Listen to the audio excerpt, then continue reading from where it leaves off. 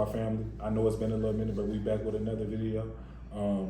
Today we just gonna be having a little conversation on camera. We talking about generational wealth, and then we're also gonna be talking about consumerism in the Black community. Yeah. So Yeah. we plan to come at y'all with some juicy content, some really valuable information, man. So y'all make sure y'all tap in, make sure y'all like, comment, subscribe, and then if y'all like what y'all hear, make sure y'all share with a friend also, man. Without further ado, man, welcome to the channel. Welcome to the channel if you're new. But man, let's jump straight into it. I think that first and foremost, like, generational wealth is something that, like, in the Black and brown community, we don't emphasize the importance of enough because we don't see it. Like, some of us don't even know what is generational wealth to you, because some of us don't even know what generational wealth is. That's a good question. Like, generational wealth to me could be different to what it is to you. Like, for me, I say it's just like being able to be like financially free, and when I say financially free, a lot of people don't know what that means. Like, you know what I'm saying? Like, when you're working a 9 to 5 and you're, you know what I'm saying, well, no matter what 9 to 5 is, you could be making $100,000 to $300,000. You're still working for somebody. You're still clocking in under somebody else's. If they call you and say they need you here at 5 o'clock, you got to be there because they're paying you. Yeah. Free to me means like you could do kind of whatever you want whenever you want. So if I wanted to take a trip to the Bahamas right now, I could take a trip to the Bahamas because I don't have a boss telling me what to do. And now and then the thing is, you got a difference between self-employed business owner and, you know what I'm saying, it's two different I will things. say something though that I thought about when you said that. Looking on the flip side of it, I do have a boss. I do have somebody that I am working for. First and foremost, am I in a hopeless situation? And then two, I think some people do it because, like, that's all they know is the safe route. So speak a little bit about how do I get there, and then kind of like, if I am there, how do I get out? Like, just speak on a little bit about. I mean, okay, so I can't really, because I'm not in that position, like that situation where, like, me myself, I'm still working at 9 to 5. So that's just me being real. But trust me, it's not like a hopeless situation to get out of. You could beat the rat race, and you really like, how I like to see it is like, other people have painted the picture. Other people have already started the blueprint of how to do that. You just gotta follow it. Like, you know what I'm saying? Just find you a mentor, find you somebody that, you know what I'm saying, that does what you're trying to do, that has already done what you're trying to do, and get there. But that's good right there. But for me, like, my plan to kind of escape the rat race is through investing, through real estate, through, you know what I'm saying, through stocks and stuff like that. Passive income. So I'm not gonna say you have to start a business. You don't necessarily have to start a business, but you have to find some way to make money in your sleep, whether that is a business, whether that is stock. Because you can't be everywhere at once. You can't be like, even if you're a business owner, you're still kind of in the rat race. You're one step above, but you're only for like free once you can literally do what you want whenever you want. Like, if you're a business owner, you gotta be kind of like here, that place, kind of making sure everything's right. Good, so even that business owner, you're still not technically completely free. Exactly. You're more freer than maybe a 9 to 5, but you're not for free. And I'm gonna answer my own question for right now about what do I think. Not financial freedom, but what were we saying? What do I think? Generational wealth. Yeah, what I think generational wealth is, and to me, like, man, I was blessed to be able to go out the country just this past weekend, so it's a little bit recent for me, but it's kind of like generational wealth is a life where you are free, like you said. I'm free to do whatever I want, wherever I want, whenever I want. And money is not a reason why I can't do that. If money comes in between that, then I feel like I'm not wealthy. So I want that type of wealth for everybody that's in my family.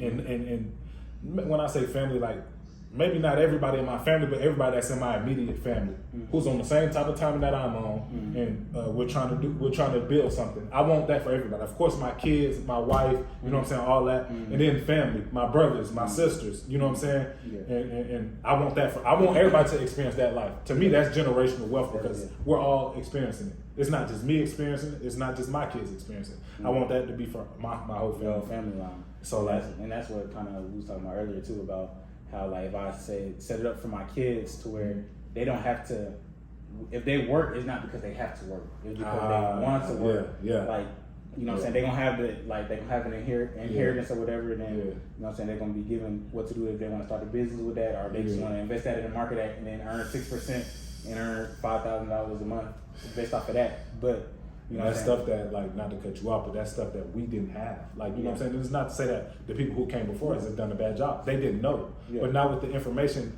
more than ever, we have technology. You can literally AI, Google anything. Exactly. So with the information that we have out, I think that it's very important for us to do that.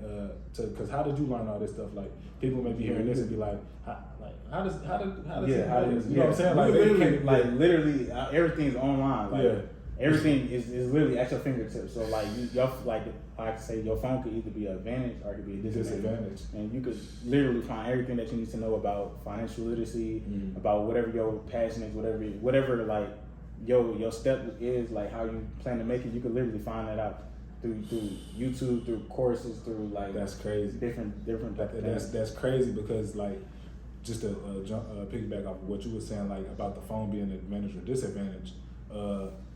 Like just this generation, like I feel like with social media and everything, like we emphasize just like, all right, if we look at our screen times, I bet you it's something that is completely. And I think that, and I said this earlier, I don't think greatness can be formed in that distraction. Like if you look at what great task that was ever completed, even if you go back to biblical days, it was God may have either put them in a wilderness stage or somewhere. It was no distractions, and it's you versus you. You know what I'm saying? You can't form or manifest something if you distracted on every time you pick up a phone. You're on there for 2 hours. Think about it. If you're typing an essay or something like that, it's gonna take you way longer if you just lock your phone up in the lockbox and finish it completely. Whether you just keep the phone there and you do the one who just checks it and going back submit it at 11:59, and it's not your best work. Your best work is gonna be when you completely focus on the task, no distractions. So yeah, it definitely limits our focus. It limits our focus for sure. So to even accomplish the stuff that we're saying, this is the type of mindset that you have to have. You have to have a mindset where I'm completely focused on this task. Like when it's time to focus, it's time to focus. Yeah, you can have time where you're doing that, but you got to have an intense level of focus if you want to, you know what I'm saying, be great. And then that kind of brings it to like our next subject as far as like being in the black community. You gotta. I feel like us as we're like heavy consumers too. The consumerism in our, to me it's terrible because we just don't own anything. Like we everything and I said this, from the gas stations to our neighborhoods. Hell, we can't even own the wing spot. You know what I'm saying? We're the only ones buying this. Mercedes Benz, you know what I'm saying? We're the only ones buying it. Why are we not the ones owning it? You know what I'm saying? So I think, but it comes with resources too. You know what I'm saying? Of course, we came a long way from where we started originally. You know what I'm saying? But as far as resources, we just don't have the resources. And I think we have the resources. I just don't think we work together enough to use them. Somebody got the resources in our community. Do they want to share it with us? One, and then two, do they trust us enough to work with us to try to build ourselves up? Like, it's too many of them. So do you feel like when some people make it to the top, they don't want to reach back out, or do they just, when they make it to the top, they rather just be on their own and not kind of bridge that gap with the community and, like, let's say open up a black Mercedes Benz or something like that, like a black luxury car or something like that. So like, why do you think that we don't do that and kind of come bridge the gap and make them type of connections? I think it's a little bit of both of what you said, for real. Like, okay, some people don't look back at the community, you know what I'm saying? But you gotta also think about, like, they may have been cut, or they may have been scarred, or they may have been betrayed by somebody in our community. So they don't wanna face that again. They don't wanna have to even deal with that again. You know what I'm saying? So I understand both perspectives of it, don't get me wrong. But I just think the person that I am, I could have been cut 10 times, like, you know what I'm saying? I'm gonna keep trying because I got faith is like a guiding principle for me. So if God has already showed me this vision for the black community that He showed me, I think we can be the biggest community. I think we're already the hardest working, the most we accomplished the most. So let's turn that into results. Let's own businesses. And we don't have no hope. We don't have no people who. A lot of us never seen a black business owner, so we don't even know that that's possible. So that's why that motivates me every day when I get up. It's like I want to be a motivation to somebody else to chase a dream that they've never seen done before.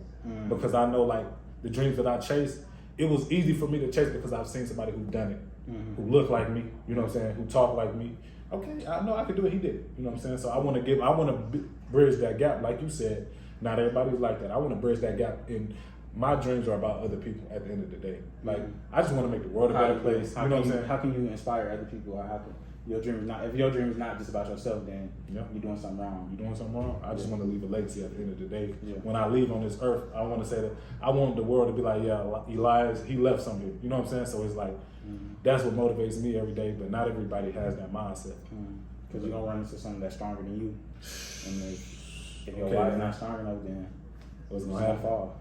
You're going to fall. It's going to tumble all the way apart. Exactly. But if you want to touch on a little bit more with the consumerism, or what you think? No, I just feel like that, and I feel like as far as us being consumers, we don't have enough assets too. Like we like to spend a lot of money on like liability. Explain like what is an asset versus a liability, and so you got an asset and you got a liability. So a liability is anything that takes money out of your pocket, such as like, you know what I'm saying. There's some jewelry that's it's a good investment. That's a good investment. But liabilities like cars is a liability. You know what I'm saying? Explain why it would be about. Because it's just simple. It takes money. If it takes money out of your pocket, then it's a liability. It's not bringing money back in. It's not bringing money back in. And it's like, because the card, and then you get back to it. The card, right when you take that off the lot, it depreciates. Yeah. So you lost money at the table. Exactly. So shoot, that's a liability.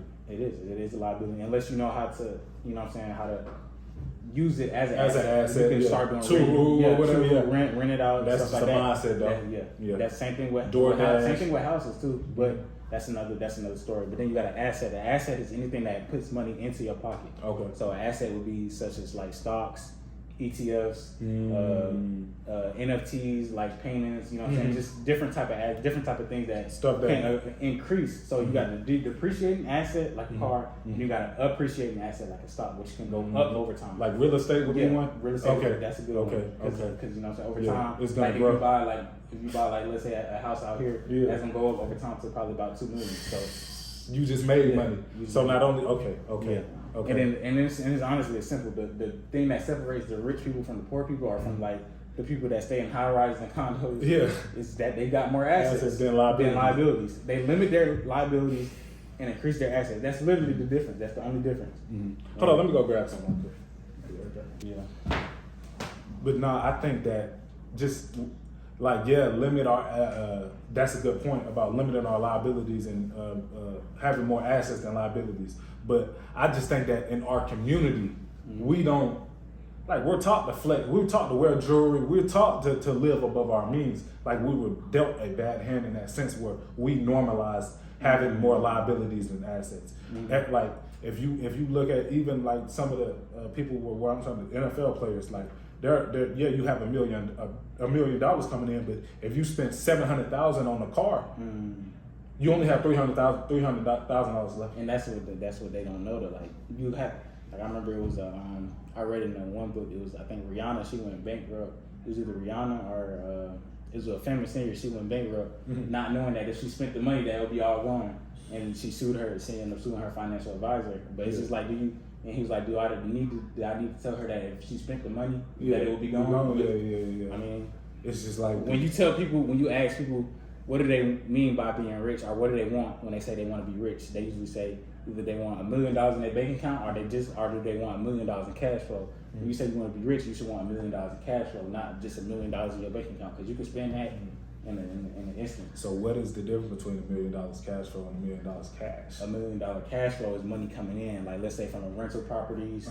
I'm getting steady flow from stocks. So you saying properties, from dividends. Okay. That's what cash flow is. I think $1 million cash is just $1 million sitting in my bank. Damn, you got $1 million right now. You saying I'd rather have boom, boom, boom coming in and it equals $1 million and it's flowing, not just $1 million right now. In cash. I'd rather have $1 million in cash flow. Yeah, because that's consistent. Yeah. Damn, that's big. That's big. We ain't gonna hold y'all too long.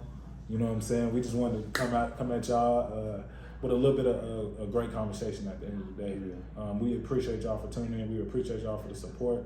Like I said earlier, we're gonna be more consistent, and whenever we can get stuff out, we're gonna get it out.